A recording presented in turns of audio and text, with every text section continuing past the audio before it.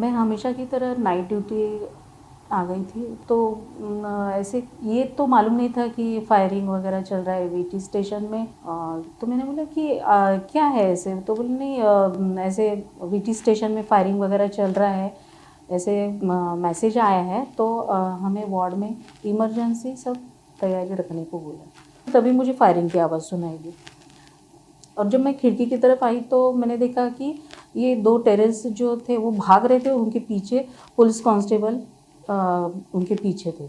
तो वो लोगों ने फिर दोनों जंप मार के अंदर आ गए, और हम मेजॉरिटी में विंडो में हम सब लोगों को खड़े देखकर उन्होंने 2 फायरिंग कर दी। फर्स्ट फायरिंग में लाइट्स को पूरे वो बल्ब्स वगैरह ट्यूबलाइट वो फूट गया, और दूसरी फायरिंग में वो मेरी एक मौसी थी हीरा जादव करके, तो उसके हाथ को टच करके वो गई। कैजुअलिटी के लिए मैं नीचे जाने लगी तो स्टेयरकेस से जब मैंने देखा कि रूटीन सब हॉस्पिटल का काम चालू था, क्योंकि किसी को ये खबर नहीं थी कि टेररिस्ट अंदर आ चुके हैं।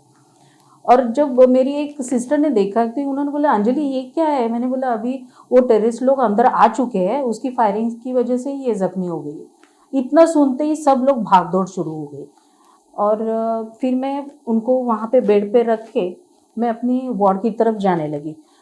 और जैसे मैं स्टेयरकेस से चढ़ने लगी तो उसी टाइम पे मैंने देखा कि वो टेररिस्ट उन्होंने दोनों वॉचमैन को फायर कर दिए थे और वो नीचे गिर चुके थे। वो सीन देख के तो मैं काफ़ी डर गई, और वार्ड में जाने के बाद मैंने मेन गेट जो है बंद कर दिया, और मौसी को जोर से चिल्लाई कि मौसी लॉक लेके आओ, क्योंकि वो लोग आ रहे करके। और जब मैं लॉक लगा रही थी तब मैंने देखा वो दोनों भाग के ऊपर गए थे, और फिर उनके पीछे पुलिस ऑफिसर वगैरह थे। सभी 20 पेशेंट्स को मैंने पैंट्री में, मेरे पेशेंट की जो पैंट्री है वहाँ पे लेके मैं उनको बैठी, और इसी सिचुएशन में वहाँ पे फायरिंग की आवाज़ सुनाई दे रही थी, हैंड ग्रेनेड्स फेंक रहे थे, उसकी वजह से पूरी बिल्डिंग ऐसे में जैसे अर्थक्वेक होने के बाद कैसे हिलते उस तरह से।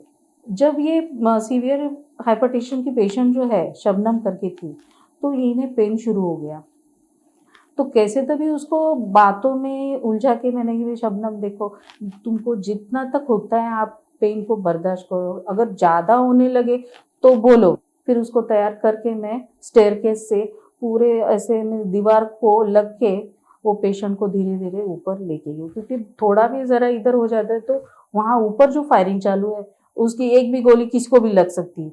तो मैं सोच रही थी मेरे को लगे, लेकिन पेशेंट तो नहीं ये होनी चाहिए, क्योंकि इसके लिए तो इतना किया है। और पेशेंट को मैं शिफ्ट करके लेबर वार्ड तक लेके आई। ये तो तय था कि अगर इतने हैंड ग्रेनेड फेंक रहे हैं, फायरिंग चल रहा है, तो एंड तो होना ही है अपना। लेकिन एक जुनून था कि पेशेंट को ये जो मुझे लगता है ये एक यूनिफॉर्म की पावर थी जो इतना जुनून लेके थी कि हम खुद के बारे में नहीं सोच रहे थे, बस पेशेंट के बारे में सोच रहे थे। ऐसे लग रहा था कि शॉक में हम लोग खुद की, हमने क्या किया है, जो किया पूरी रात में वो खुद में सोच के ही ऐसे हम लोग कांप उठे कि नहीं, हम लोगों ने जो किया वो यूनिफॉर्म नहीं कर सकते थे, नॉर्मल ऐसे नहीं कर सकते।